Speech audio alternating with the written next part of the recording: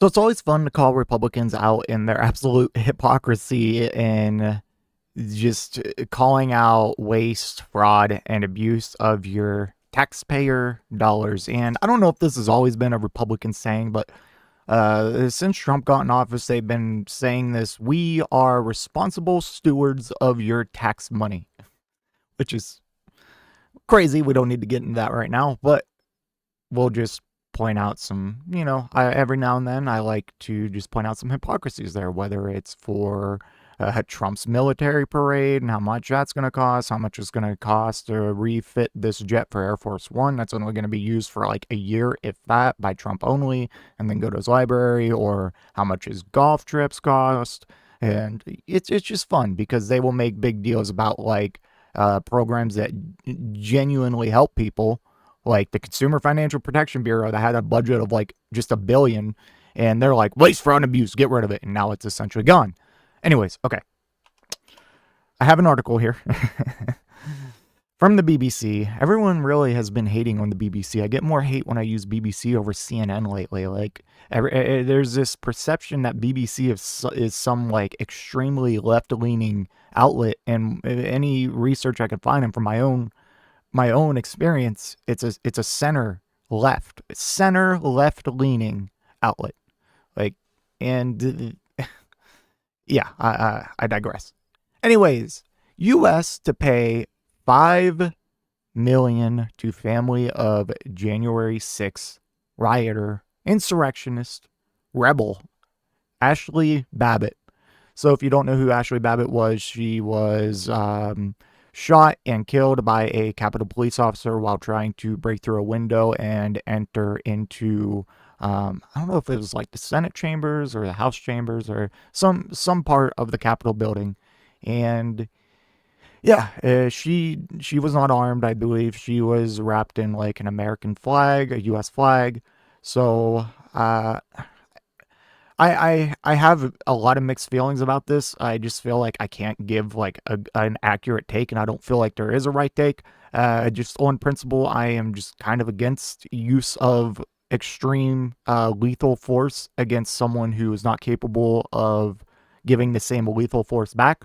Like if she had a gun or even some sort of weapon, okay, but she was unarmed. But also she was trying to enter into a protected area, like literally like the House chambers, I believe, and that's bad. And if more and more people, obviously there was a lot of intent to cause harm there, and I don't know. I just have a mixed thing on it. I'm not of the likes of saying like, yeah, she fucking deserved it.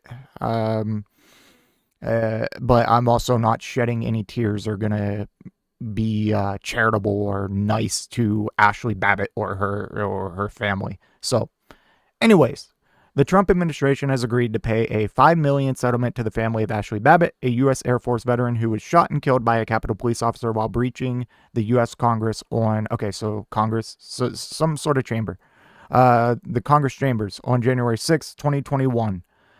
Capitol Police Chief Tom Manger told CBS, the BBC's U.S. partner, he is extremely disappointed with the decision. The officer involved in her shooting has been cleared of any wrongdoing. If anyone should be getting like paid here for probably everything they had to end up going through for doing their job, it's probably that Capitol Police officer.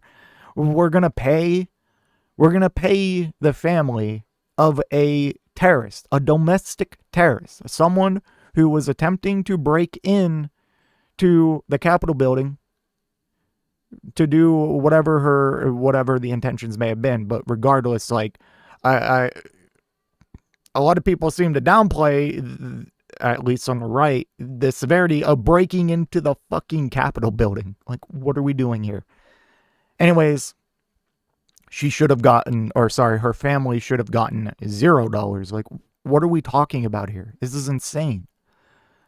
But yeah, that's where your taxpayer money is going, because I'm going to make a big deal about it, because I know if the roles were reversed somehow, they would be making a big deal about it. So, and I just see what they make a big deal about in terms of wasteful spending every single day. So, fuck you. I'm going to be a hypocrite. That $5 million means a lot. That's my money. Thousands of Trump supporters descended on the U.S. Capitol on the 6th of January in an attempt to halt the certification of Joe Biden's victory in the 2020 election. Babbitt was part of a group that smashed windows in an effort to enter the House of Representatives, while it was still in session. So yeah, there were people in there and she was trying to break through the window. There were Congress people in there and she was trying to break through the window. So make up your own mind whether you agree with lethal force being used or not. But regardless if you agree with that, like you can't deny she was committing a very, very bad crime. And that would put her as a literal insurrectionist or terrorist by any reasonable standard of the definition. And that being said, their family shouldn't get shit. I'm sorry. Like I'd be more interested in giving the family for probably what they've had to deal with and the Capitol Police officer had to deal with all these years from the fallout of that over this person. Insane. Family members say that Babbitt was motivated to come to the Capitol by Trump's claims of election fraud. No evidence has surfaced of widespread fraud in the 2020 election. Mr. Byrd previously defended the move to fire his gun, saying the group of lawmakers and security were essentially trapped and had no way to retreat. In August 2021, a Capitol Police review found that Mr. Byrd's decision saved lives and was consistent with police training and procedures. A Justice Department review also found no evidence of any police wrongdoing. This is extremely disappointing, and I completely disagree with the Department of Justice's decision. Chief Manger said in a statement to staff after learning of the settlement, the Washington Post reported. The settlement sends a chilling message to law enforcement officers across our nation, especially those who have a protective mission like ours. In January, on his first day back in the White House, President Donald Trump issued a blanket pardon for more than 1,500 Capitol riot defenders, including hundreds accused of assaulting police. He also fired the federal prosecutors who handled those cases. Trump in March told conservative news outlet Newsmax that he's a big fan of Ashli Babbitt, and she was innocently standing there. Oh, I remember that. When she was shot. And a man did something unthinkable to her when he shot her, and I think it's a disgrace, he said, promising to look into the lawsuit brought by her family. And let's while we're on the subject of the 1,500 people he pardoned, let's take a look at some of those people he pardoned. Let's look at the extremist group leaders. Several high-profile figures with far-right groups received clemency. Stuart Rhodes, founder of the Oath Keepers. Rhodes was serving an 18-year sentence for seditious conspiracy. His sentence was commuted to time served. Enrique Tarrio, leader of the Proud Boys. Tarrio had been sentenced to 20 years for seditious conspiracy. He received a full pardon. Other members, leaders, and members of both groups, including Ethan Nordine, Jeremy Berteno, Joseph Biggs, and Dominic Pezzola, also received clemency.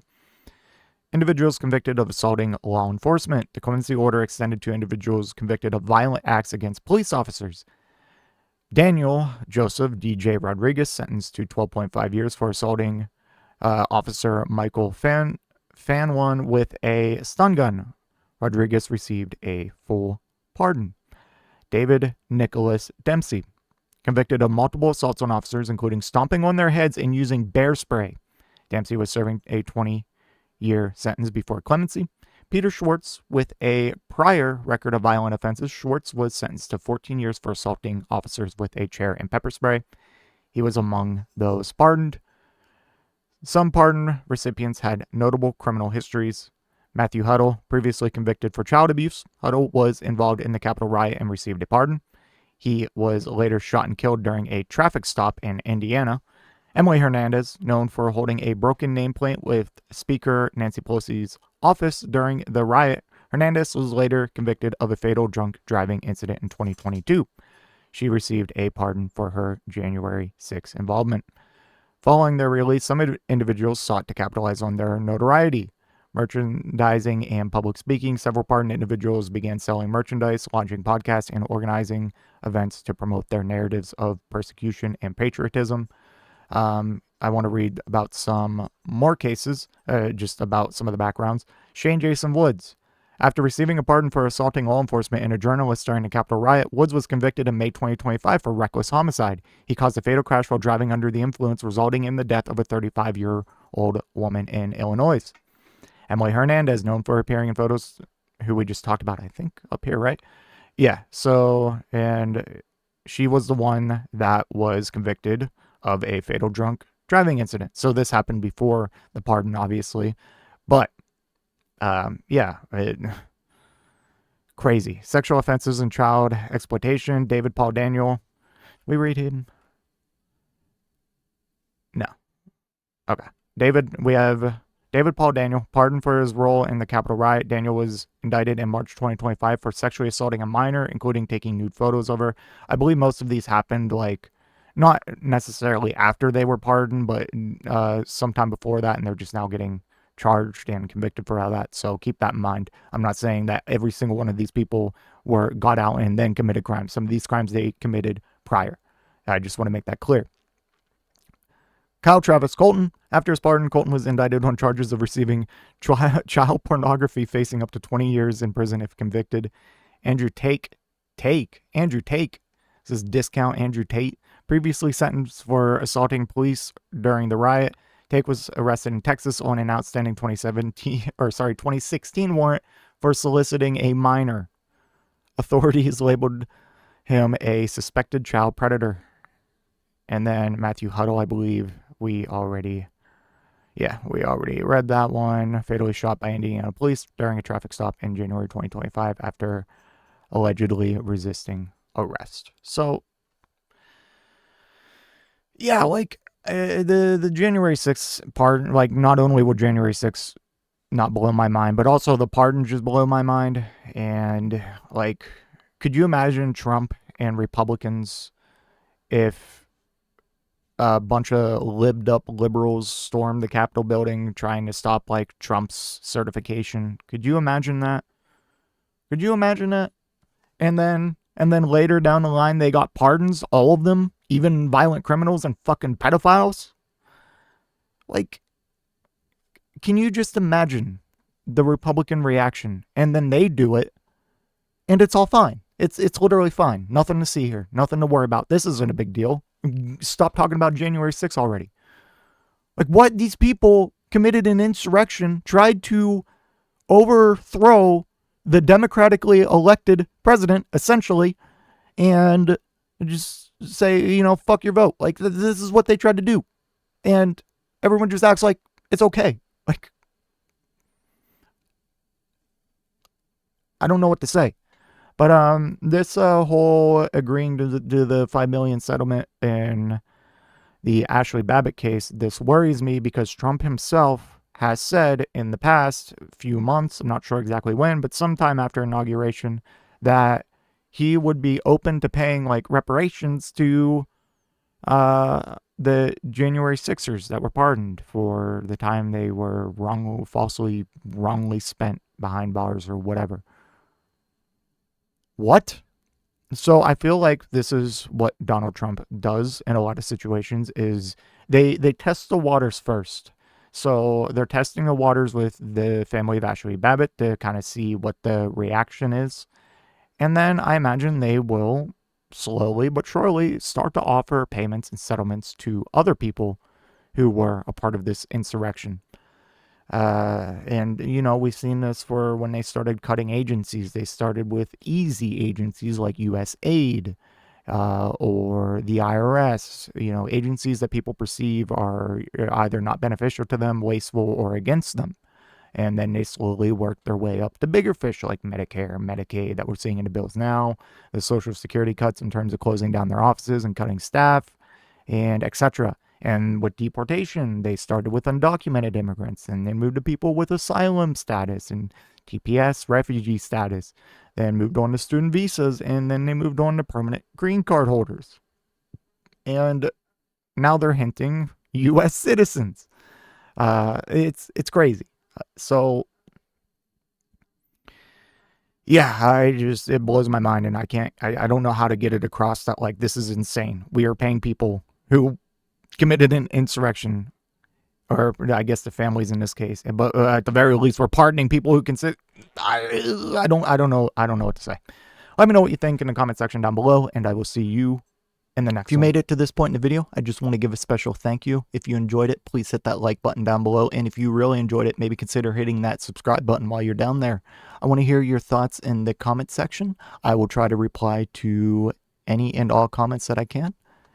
Until next time, watch that video on screen.